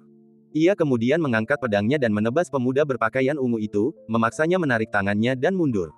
Setelah gerakan pertama, Chen Qingyuan menundukkan pandangannya dan menatap retakan pada segel pelindung, tatapan tajam tampak jelas di kedalaman matanya. Mereka memang bukan manusia biasa. Mereka memiliki dua pikiran dan telah mencapai tingkat tertinggi kembali ke alam. Desir, pemuda berjubah ungu itu menyerang lagi, dengan tegas dan tanpa ragu. Ia tak sadarkan diri, didorong oleh hukum waktu, dengan hanya satu tujuan. Kalahkan orang di depan Anda dengan cara apapun, bahkan bunuh dia. Menghadapi serangan dari pria berpakaian ungu dan berambut hijau, Chen Qingyuan memfokuskan seluruh perhatiannya untuk mengatasinya. Pukulan-pukulan itu dilancarkan dengan cepat, disertai suara gemuruh yang dahsyat. Tinju tersebut tidak memiliki bayangan dan tidak dapat dilihat oleh mata telanjang. Serangan itu dahsyat, setiap pukulannya mengandung kekuatan yang dapat membelah bumi dan gunung. Jika seseorang tidak menggunakan sihir untuk melawan, dan hanya menahan pukulan itu dengan dagingnya, kemungkinan besar ia akan menderita kerugian besar. Pertarungan makin sengit, pukulan si lelaki berbaju ungu makin kuat. Sihir pelindung yang dipadatkan Chen Qingyuan akhirnya hancur, dan tidak ada waktu untuk membentuknya kembali. Ledakan. Pukulan itu datang dengan kecepatan yang sangat cepat dan mendarat di dada Chen Qingyuan, mendorongnya mundur 100 langkah, menyebabkan dadanya sedikit ambruk. Chen Qingyuan mengerang dan ekspresinya sedikit berubah. Ia tak hanya harus menangkap tinju pria berambut hijau berpakaian ungu itu, tetapi juga harus menangkis serangan pedang berbentuk bulan sabit itu. Sedikit gangguan memberi pria berambut hijau berpakaian ungu itu kesempatan untuk memanfaatkannya, membuatnya sedikit dirugikan. Namun, ini bukan seluruh kekuatan Chen Qingyuan.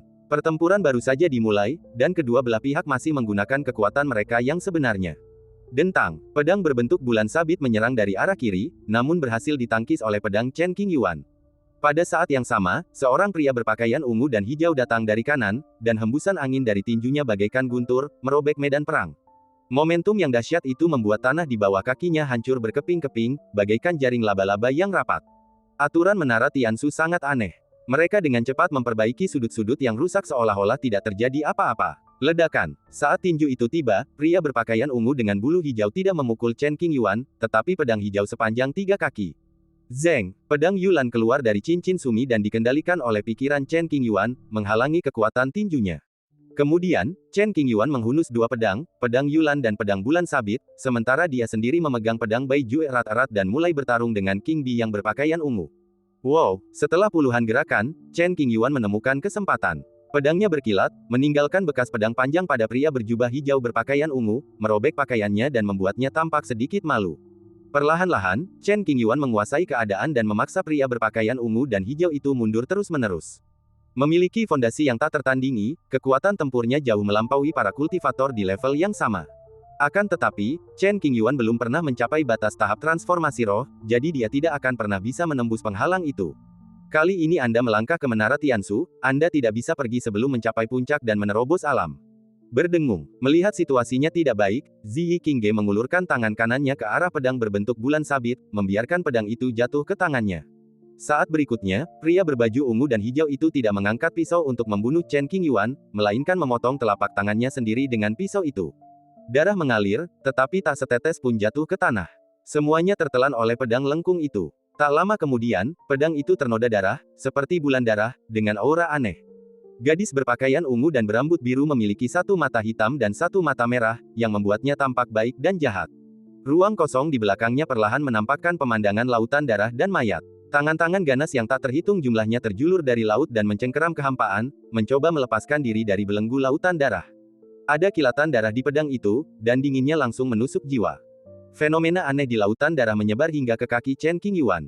Ia bisa dengan jelas merasakan beberapa tangan mencengkeram pergelangan kakinya, mencoba menariknya ke dasar laut, menenggelamkannya selamanya dan tak akan pernah bisa bereinkarnasi.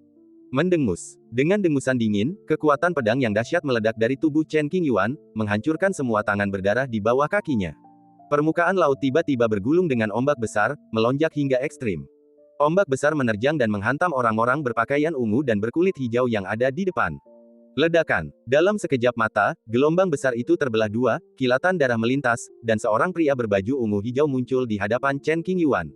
Cahaya pisau jatuh dari langit, dan kekuatan mengerikan itu membuat seluruh lautan darah berguncang, seolah-olah dapat membelah langit dan bumi menjadi 2. Taichu Jidao, Sangyang Zifu. Chen Qingyuan menampilkan ilmu pedang terbaik dari Akademi Daoyi. Niat pedang menyatu pada satu titik, dan napas membunuh menyebar ke setiap jengkal medan perang. Ribuan bayangan pedang bergetar, dan pedang giok putih bintang 7 memancarkan cahaya yang menyilaukan. Udara dingin dan ruang runtuh. Ledakan. Dalam sekejap, keduanya berhadapan.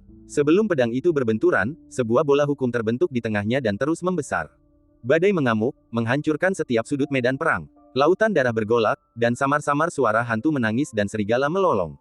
Ledakan. Akibat pertempuran tersebut, lautan darah runtuh satu demi satu, percikan darah yang tak terhitung jumlahnya, bayangan hantu berkelebat, dan ratapan terdengar terus-menerus, mengubah ruang ini menjadi neraka. Setelah kebuntuan, jelas bahwa energi spiritual dalam tubuh Chen Qingyuan lebih banyak daripada energi spiritual pemuda berbaju ungu. Tak lama kemudian, momentum pemuda berpakaian ungu itu mulai menurun, sementara Chen Qingyuan menjadi lebih kuat dari sebelumnya. Ledakan. Pada akhirnya, cahaya pedang menerobos lingkup hukum yang terbentuk oleh pertempuran dan menembus tubuh pemuda berpakaian ungu. Ledakan. Pada saat itu, keseimbangan hancur dan bola hukum meledak satu demi satu. Chen Qingyuan segera mengerahkan seluruh energi spiritual dalam tubuhnya dan membentuk lusinan penghalang pelindung, yang mencegahnya terluka. Kondisi pemuda berbaju ungu itu tidak baik. Karena fondasinya tidak sebaik Chen Qingyuan, energi spiritual di tubuhnya mengering dan ia tidak mampu menahan dampak pertempuran. Dia terluka parah dan jasadnya terpisah. Tubuhnya berlumuran darah dan separuh kepalanya terpenggal. Dengan bunyi, pemuda berbaju ungu itu mencapai batasnya dan terjatuh ke tanah. Gemerincing. Kemudian, sosok pemuda berbaju ungu itu menghilang, dan peraturan di medan perang pun ikut menghilang. Segalanya kembali tenang, seolah tidak terjadi apa-apa. Chen Qingyuan menghela napas panjang. Pertarungan dengan pemuda berjubah ungu itu baru saja menyedot banyak energinya. Jika bukan karena bakatnya sendiri yang jauh melampaui lawannya, hasilnya pasti sulit diprediksi. Pemuda berbaju ungu itu memang telah mencapai batas kemampuannya sendiri, tetapi sayangnya batasnya masih belum cukup untuk menekan Chen Qingyuan. Sebuah tangga transparan tiba-tiba muncul di depan Chen Qingyuan. Melihat ke atas, tak terlihat ujungnya. Seharusnya itu tangga menuju lantai pertama. Chen Qingyuan duduk bersila dan mengatur napasnya. Setelah pulih seperti semula, ia melangkah ke puncak tangga. Naik perlahan, Anda akan merasa seperti berada di lautan awan, dengan kabut peri yang menggulung. Jiwa Anda akan terasa melayang, seringan mimpi. Setelah berjalan cukup lama, Chen Qingyuan akhirnya tiba di lantai pertama Menara Tiansu. Lingkungan di sini tidak jauh berbeda dengan lantai pertama. Ruangan ini juga diselimuti kabut putih, dan seolah-olah ada rotasi kekuatan kacau dan kekuatan waktu yang menyelimutinya. Seorang pria parubaya mengenakan jas hujan jerami dan sandal jerami perlahan mengembun. Pria berjas hujan jerami itu berkulit gelap dan berjanggut tipis, memberinya kesan bohemian. Wajahnya biasa saja, matanya jernih, dan ia memegang pancing yang agak kasar di tangannya, berpakaian aneh. Melihat lawan di lantai pertama, jantung Chen Qingyuan berdebar kencang, pupil matanya mengecil, dan tangan yang memegang pedang Bai Jue tanpa sadar menegang. Jelas, Chen Qingyuan mengenali identitas lawannya dan sangat terkejut. Tidak mungkin. Belum lama ini, Chen Qingyuan membaca sejumlah besar buku kuno dari zaman kuno dan belajar tentang banyak orang hebat di zaman kuno. Orang di hadapanku berpakaian persis seperti Jianzu, sosok tiada taraf yang tercatat dalam buku-buku kuno. Jas hujan jerami, sandal jerami berlubang, dan pancing. Dengan ciri-ciri yang begitu jelas, sulit bagi Chen Qingyuan untuk tidak mengenalinya. Tips, jika Anda tidak dapat menemukan buku dengan mencari judulnya, coba cari penulisnya. Mungkin namanya baru saja berubah. Cui Diao Lao Jun. Ada sedikit kegelapan di mata Chen Qingyuan, seluruh tubuhnya tegang, dan dia berbicara dengan suara rendah. Menurut catatan kuno, 500.000 tahun sebelum Kaisar Taiwei kuno, suatu keberadaan yang sangat mengerikan muncul. Sebuah tongkat pancing, memancing di surga. Tidak seorang pun mengetahui identitas aslinya, hanya saja kekuatannya tidak terduga, dan ia dengan hormat disebut sebagai penguasa perikanan. Orang ini sangat istimewa. Meskipun bukan seorang kaisar, ia tercatat dalam kitab kuno Kaisar Yuji.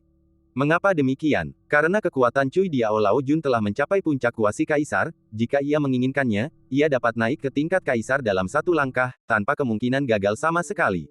Namun, ia menolak untuk naik ke tingkat kaisar, duduk sendirian di puncak gunung hijau, ditemani setoples anggur bening, memancing segalanya, membiarkan segalanya berjalan sesuka hatinya. Pada masa itu, banyak sekali orang-orang kuat yang jalannya menuju pencerahan dan kekuasaan dihalangi oleh Cui Diao Lao Jun, dan mereka pun marah sekaligus takut kepadanya. Seseorang berani bertanya kepadanya, Anda bisa saja menguasai dunia dan hidup selama 100.000 tahun, jadi mengapa Anda berhenti di sini? Sang penguasa perikanan menyesap sakenya dan terkekeh sambil menjawab, tahta itu milikku. Itu belenggu, aku bisa membuangnya begitu saja. Lelaki itu meraung dengan ambisius, kamu tidak menginginkannya, tapi aku menginginkannya. Master memancing, jalan menuju pencerahan ada di sana. Jika kau bisa mencapai ujungnya, aku akan memberimu tahta. Maka orang yang berkuasa itu menghunus pedangnya, ingin menjadi kaisar. Akan tetapi, karena orang terkuat di dunia adalah penguasa perikanan, dan takdir Dao memandang rendah orang kuat lainnya, orang tersebut bahkan tidak memenuhi syarat untuk menyentuh kesempatan mencapai pencerahan, dan pergi dengan kekecewaan. Pemandangan serupa terjadi berkali-kali, dan hasilnya selalu sama. Sang penguasa perikanan masih hidup, menghalangi jalan menuju pencerahan bagi semua orang berkuasa di dunia. Banyak orang ingin mengalahkannya, atau bahkan membunuhnya, namun sayangnya mereka tidak sebanding dengannya dan menjadi putus asa. Kalau dia jadi kaisar, kita bisa putus asa. Kenapa kau harus melakukan ini? Jika sudah takdir, bagaimana mungkin orang-orang berkuasa di dunia berani memiliki keserakahan? Tingkah laku Lao Jun memancing itu ibarat menduduki toilet tanpa buang air besar. Namun, jika kau sendiri punya masalah, kau pasti bisa mengalahkan Fishing Lord, mencapai puncak dengan kekuatanmu yang absolut, dan menatap langit. Dalam kurun waktu yang tak terhitung jumlahnya, hanya ada satu kasus seperti Fishing Lao Jun. Ia bisa saja hidup 100.000 tahun, tetapi ia hanya hidup 30 tahun tanpa beban. Ia bisa saja menguasai dunia, menguasai negeri, tetapi ia hidup menyendiri di pegunungan, minum anggur, dan memancing.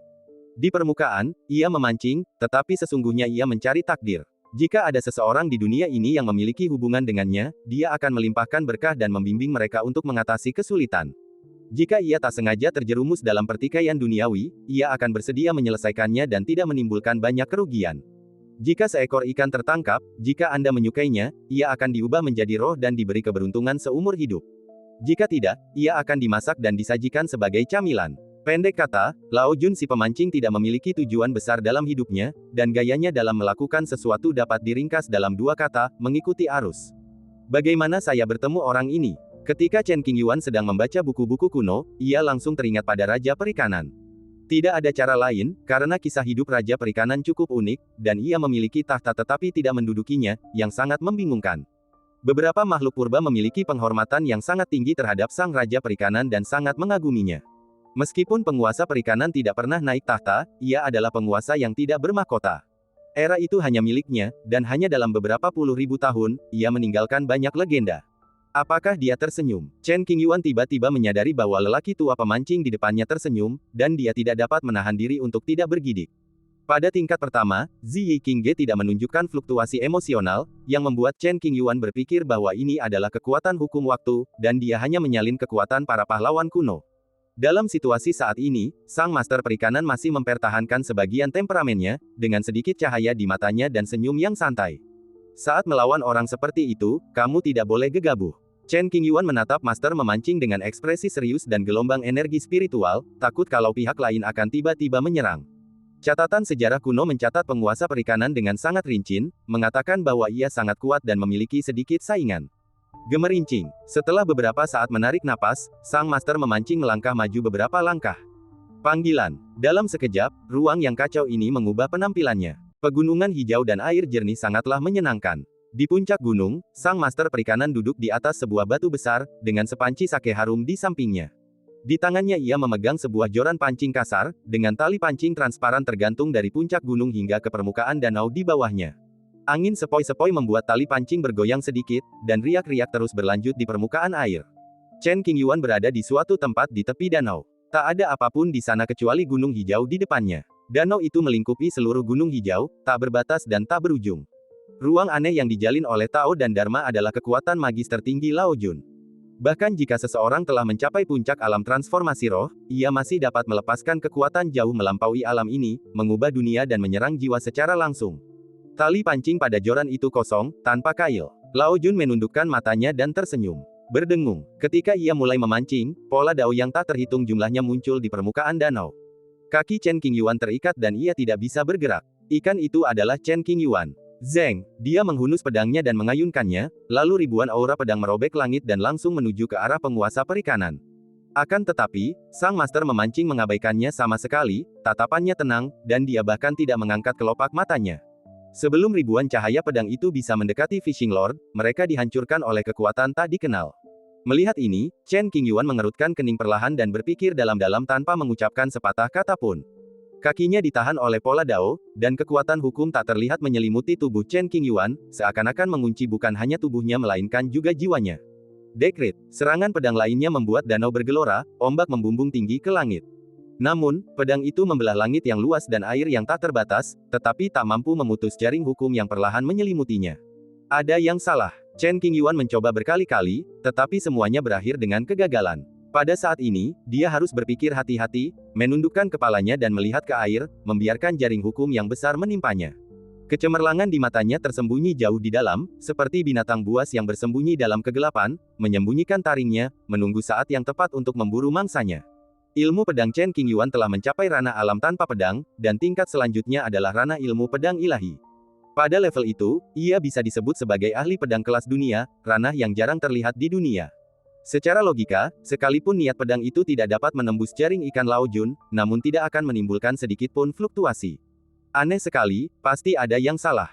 Jadi, Chen Qingyuan membiarkan garis-garis hukum jatuh di tubuhnya. Ledakan. Tiba-tiba, kekuatan kurungan membuat tubuh Chen Qingyuan menegang, dan dia melepaskan pedang giok putih bintang 7, membiarkan pedang itu menancap di permukaan air, bergetar sedikit dan menimbulkan suara berdengung. Tanpa usaha, Anda tidak bisa mendapatkan anak harimau. Jika Anda ingin mematahkan keajaiban memancing Lao Jun, Anda hanya dapat mengambil risiko dan mencari peluang. Lao Jun di depannya hanya berada pada tahap transformasi roh, belum pada puncaknya. Sebaliknya, meskipun penguasa perikanan berada pada level tertinggi tahap transformasi roh, itu pasti tidak dapat menutupi kekurangan dalam sihir Tao-nya. Namun, tidak mudah untuk menemukan kekurangannya. Chen Qingyuan harus melepaskan diri dari belenggu Tao sebelum kekuatan yang menahannya mencapai jiwanya. Jika tidak, ia pasti akan kalah dalam pertempuran hukum dan prinsip ini. Menginjak air, seluruh tubuhnya dipenuhi pola-pola Tao yang rumit. Ia perlahan menutup matanya, merasakan setiap fluktuasi hukum, mencoba menemukan cara untuk mematahkannya. Qingshan, tingginya sekitar 1000 meter. Lao Jun bebas dan mudah, memancing di surga. Mengingat masa lalu, ketika Lao Jun duduk sendirian di puncak Gunung Hijau, ia dapat melintasi kehampaan dan semua alam, dan ketika pancingnya jatuh, ia dapat menyentuh hukum Tao. Berdengung, kekuatan hukum Lao Jun mulai mengikis tubuh Chen Qingyuan, dan garis-garis hitam pekat muncul di sekujur tubuhnya, yang sangat menakutkan.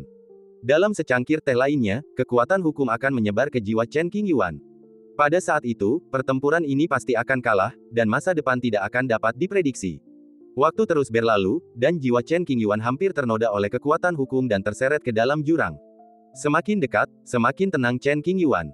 Ia memejamkan mata dan berpikir dalam-dalam, wajahnya tanpa ekspresi. Setelah belasan tarikan napas berikutnya, jari-jari kaki Chen Qingyuan tampak bergerak. Pergerakannya sangat halus dan sulit diperhatikan jika Anda tidak memperhatikannya dengan saksama. Dengan gerakan kecil jari-jari kakinya, riak-riak muncul di permukaan air di bawahnya dan menyebar ke segala arah. Riak ini, seperti pikiran dalam hati Chen Qingyuan, berkembang pesat, memperjelas asal-usul sihir Tao Diao Lao Jun. Pembentukan. Chen Qingyuan tiba-tiba membuka matanya, seberkas cahaya redup melintas di kedalaman matanya, mulutnya terbuka dan tertutup pelan, mengucapkan sepatah kata. Ternyata kekuatan magis yang dikendalikan oleh Fishing Lord berasal dari garis keturunan formasi, dan itu bukanlah formasi biasa. Catatan sejarah dari zaman dahulu hanya menyatakan bahwa penguasa perikanan sangat kuat dan dapat menekan makhluk kuat di alammu hanya dengan jentikan jarinya. Orang-orang berspekulasi bahwa Lao Jun adalah iblis yang menguasai keterampilan fisik dan bela diri, dan mencatatnya dalam buku. Faktanya, Fishing Lord bukanlah seorang kultivator fisik atau kultivator sihir seperti yang tertulis dalam buku sejarah, tetapi seorang ahli formasi yang hebat. Kekuatan pikiran dan jiwa, dipadukan dengan pola susunan, membentuk garis keturunan unik yang tak tertandingi di dunia. Dunia pegunungan hijau subur dan perairan jernih ini tercipta oleh pola-pola susunan. Hukum-hukum pola Dao, baik nyata maupun tidak nyata, menyimpan niat membunuh yang tersembunyi. Baru saja, niat pedang Chen Qingyuan tidak mampu menembus jaring hukum, karena kekuatan hukum bukanlah entitas fisik, melainkan kekuatan ilusi yang menyerang jiwa. Pola susunannya misterius, membuat orang merasa terjebak dalam rawa, tidak mampu keluar dari kesulitan. Ada realitas di dalam kekosongan, dan ada kekosongan di dalam realitas.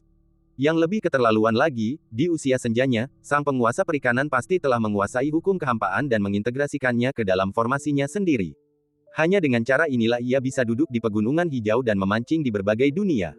Saya tidak terlalu ahli dalam formasi. Namun, saya pernah melihat formasi yang lebih rumit dari ini. Chen Qingyuan mendongak ke arah sang master perikanan dan bergumam pada dirinya sendiri.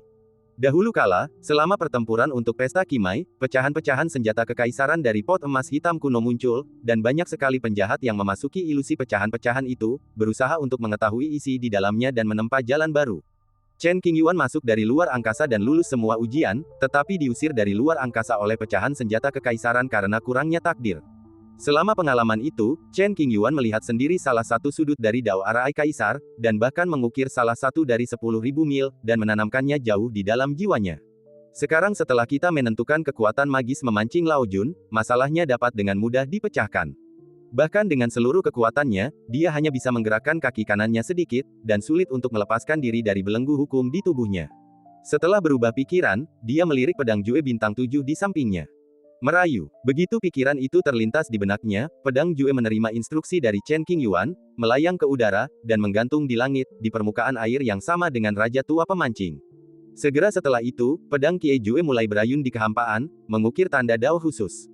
Meskipun tubuhnya terpenjara, kekuatan jiwanya masih dapat mengendalikan pedang. Mengendalikan pedang untuk mengukir seutas urat nadi berpola kekaisaran, metode ini menghabiskan banyak energi mental, dan jika Anda tidak berhati-hati, Anda akan menderita serangan balik. Chen Qingyuan tidak punya pilihan lain selain melakukan ini untuk mengatasi masalah saat ini. Kecuali, dia ingin terus membuang-buang waktu dengan Fishing Master. Saat pedang Bai Jue menari, sebuah pola Dao berwarna emas gelap, panjangnya sekitar 10 kaki, muncul di kehampaan. Ini hanyalah 1/10.000 dari pola kaisar yang lengkap, namun pola ini sudah mengandung hukum Dao dan prinsip yang tak terhitung jumlahnya yang terjalin menjadi satu. Mungkin karena kekuatan pecahan pola kaisar, atau mungkin karena rasa ingin tahunya terhadap pola susunan yang tidak diketahui, namun sang penguasa perikanan kehilangan sikap acuh tak acuhnya dan perlahan mengangkat kepalanya. Ledakan. Ketika lelaki tua nelayan itu mengangkat matanya dan melihat, permukaan air melonjak dan tampak mendidih, bahkan ledakan pun terdengar di banyak tempat. Tak lama kemudian, gunung hijau itu mulai berguncang, dan batu besar di bawah Lao Jun meledak dan hancur menjadi bubuk. Formasi hukum Lao Jun terguncang. Memanfaatkan kesempatan ini, Chen Qingyuan menggunakan pedangnya untuk mematahkan belenggu di tubuhnya. Ia menyentuh air dengan ringan menggunakan jari kakinya, mematahkan belenggu di kakinya, melompat, dan menyerang dengan pedangnya. Desir. Cahaya pedang membelah langit dan menusuk jantung Diao Lao Jun. Dari awal hingga akhir, Lao Jun terus menatap potongan-potongan pola kekaisaran, dengan kesalehan di matanya dan senyum tipis di bibirnya. Merindukan jalan yang agung, tetapi tidak mau terikat olehnya. Adegan memancing di Lao Jun sungguh menakjubkan, tetapi juga cukup kontradiktif. Dia hanya selangkah lagi dari tahta, tetapi dia menolak untuk mengambil langkah maju. Mungkin ia takut menjadi kaisar kuno yang mengejar keabadian, kehilangan tujuan awalnya dalam berkultivasi, dan menemukan kebebasan. Mungkin ia melihat hakikat sejati reinkarnasi manusia dan hanya ingin hidup bahagia di kehidupan ini, tanpa berharap terlalu banyak. Meskipun ia bukan seorang kaisar, janda permaisuri menggolongkannya sebagai salah satu kaisar dan menghormatinya sebagai Lao Jun. Dari catatan sejarah, kita dapat melihat bahwa kemampuan penguasa perikanan begitu hebat sehingga ia mendominasi seluruh era. Melihat ke seluruh Tiongkok dan dunia, tidak ada saingan yang nyata. Ledakan. Gambarnya terdistorsi dan pecah berkeping-keping. Lao Jun tersenyum dan menghilang dalam sekejap mata. Kekuatan Chen Qingyuan sendiri terbatas, dan pola kekaisaran yang rusak tidak dapat bertahan lama, dan segera kembali ke ketiadaan. Batuk. Batuk pelan dan tampak pucat. Chen Qingyuan tampaknya hanya mengayunkan pedangnya sekali, dan pertempuran itu tidak terlalu sengit, tetapi sebenarnya, ada arus bawah yang tersembunyi. Satu langkah yang salah mungkin akan membuatnya terjebak di bawah gunung hijau dan tidak dapat melarikan diri. Mengukir jejak pola kekaisaran ini secara paksa menghabiskan sejumlah besar energi Chen Qingyuan, dan dia butuh waktu untuk pulih. Untungnya, Chen Qingyuan berhasil mengingat sudut pola kekaisaran, jika tidak, dia tidak akan mampu menghadapi dilema hari ini. Panggilan. Setelah duduk bersila di atas awan selama puluhan hari, ia membuka mata dan mengembuskan napas, merasa penuh energi. Tangga itu muncul kembali dan Chen Qingyuan melangkah menaikinya. Ketika saya sampai di lantai 3, saya merasa cukup gugup. Semua tokoh yang diperankan oleh Tianshu Tower merupakan tokoh-tokoh terkemuka yang pernah mendominasi suatu era di masa lampau dan tidak boleh dianggap remeh. Siapa yang akan menjadi lawan di level ketiga? Chen Qingyuan melangkah maju, dan kehampaan di depannya berangsur-angsur berubah. Sosok manusia mengembun dan menjadi entitas padat. Dia mengenakan pakaian compang camping, rambutnya berantakan, memegang tongkat kayu di tangannya, dan berdiri tanpa alas kaki. Melihat penampilan dan pakaiannya, jantung Chen Qingyuan berdebar kencang. Mustahil, orang ini tidak mudah untuk dihadapi. Wajahnya berubah dan dia menjadi gugup.